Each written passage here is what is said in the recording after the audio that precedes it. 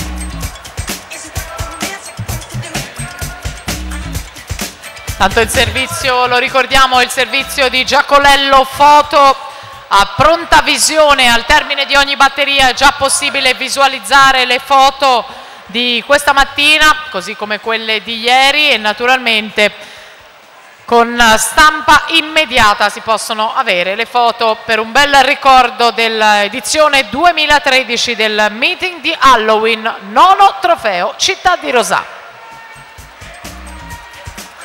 Ricordiamo che al termine dell'ultima prova dei 2 rana femminili, quindi della prima serie, ci saranno le premiazioni. Dovranno tenersi a disposizione Giorgia Perrotta, Clara Vesentini, Katia Novello. Alle premiazioni anche Sara Ghiertianfi, Angelica Varesi, Leire Casarin. Per le premiazioni Francesco Peron, Alberto Marin, Mattia Zuin.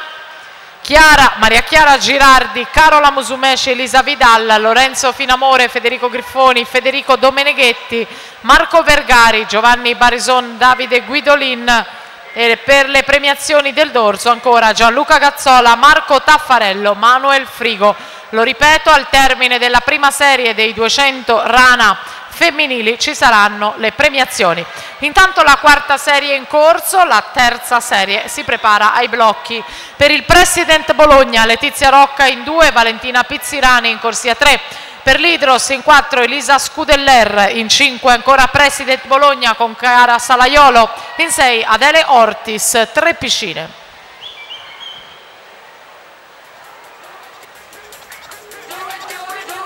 (2:56:19) Anita Volpato si aggiudica la batteria